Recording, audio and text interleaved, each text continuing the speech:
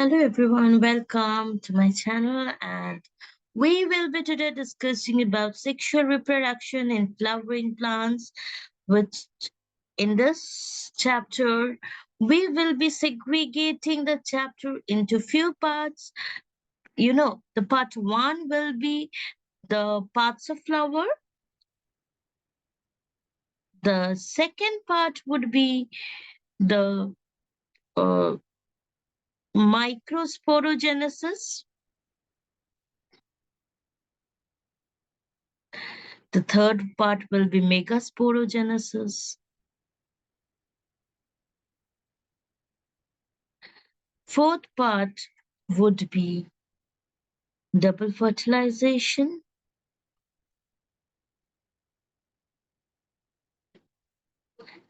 Fifth part would be the post-fertilization events. So I will be dividing the chapter into numerous parts. So today we will be dealing with the first part, which is parts of flower. Okay, so coming to the first part, parts of flower, we need to understand what are the different parts that we have in a flower. So among the parts of flower, I can state that I can divide the flower into various worlds. What is world? World means circle. So I have the first world, the second world, the third world, and the fourth world. So I usually take it from outside. This is the first world, this is the second world, this is the third world, and innermost goes the fourth world. So, what is in the outermost world? In the outermost world of a flower, I have the sepals. In the outermost parts of a flower, I have the sepals. So, sepals moves like this. At the outermost parts of the flower, I have the sepals.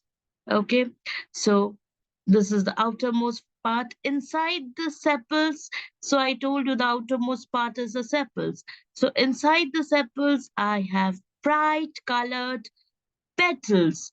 I have the bright colored petals that is there inside the sepals. So the bright colored petals. And what is the third world? In the third world, I will have the stamen. So there will be stamens in the third world. Okay. Now inside that, in the innermost world that I have, the world which is most important, it is the most protected world which is inside, which I call as the ovary, or this is the pistil of the flower. This is the pistil of the flower. So first, the fourth wall is here. So first wall I said you is a sepal, second is a petal, third is a stamen, fourth is the pistil. So coming into this, I will once more show you what are the four whorls of the flower. So in the first whorl, I told you the first whorl is the sepal, second is the petal, third is the stamen, and fourth is the carpel. So what are the things that I have inside each whorl? So I told this is a thalamus which is going to combine all the worlds inside. Inside this world, the first world is the sepals, which I have. I tell sepals as calyx. I tell the sepals as calyx. So this is known as calyx. Okay, the one green color that you see here. We'll come to the functions later. It's basically having a protective functions. Then I have the petals. Petals are also known as corolla. The petals are known as corolla. It is a most brightly colored part that we have. Then we have the stamens, or this is known as the androecium. The stamens. So the stamens has two parts. One is anther, and here we have the filament. So this consists of the anther, and the last and the final whorl that we have is the carpel. So carpel is what in the carpel. This is the carpel of the flower that I see. So here I have the stigma as it states. Then I have the style, And here I have the ovary, which has the ovules in it. So these are the various parts of flower that I have. Okay. Now coming into the next one, I will have the functions of each parts of flower. So now coming to a sepal, what is the function of a sepal? Sepals are very, very small in size. That we told that sepals are very green colored, which is small in size. It is leaf shaped and it is the outermost part of the flower. Now, it is a vegetative part. It does not take part in any reproduction. It is a vegetative part in the flower. What is its function? Its function is to protect the rising buds and by protecting or supporting the petals when it blooms. The sepals are considered as modified leaves. So these are considered as modified leaves. Okay. And now after this, the next I have it is the petals. When I talk about the petals are brightly colored. So these are my petals that I have. These petals are brightly colored, or if I call this as corolla as well. So this is corolla. So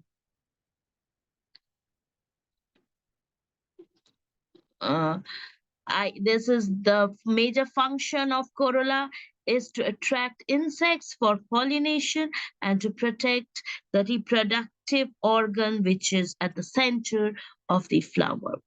Okay, now next coming to my parts which is taking part in the reproductive. So now in the reproductive part of flowers, what do we have? We have the androecium, or this is the stamen, which I say is the androecium, and here I have the gynoecium.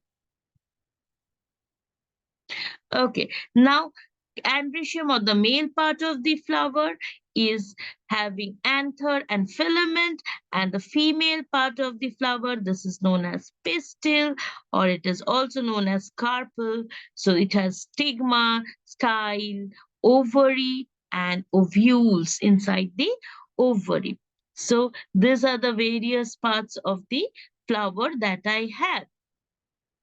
Now, coming into the dissection of an hibiscus flower that's also given to us. So, in the dissection of hibiscus flower, I will have various parts, which is the epicalyx. Then, in the hibiscus flower, will be having the calyx. Then, will have one stamen, and there is a gynoecium, which is the stigma, style, and ovary, and also the corolla. All this are there in the video, which is already given in the description. You may check for a dissection of hibiscus flower.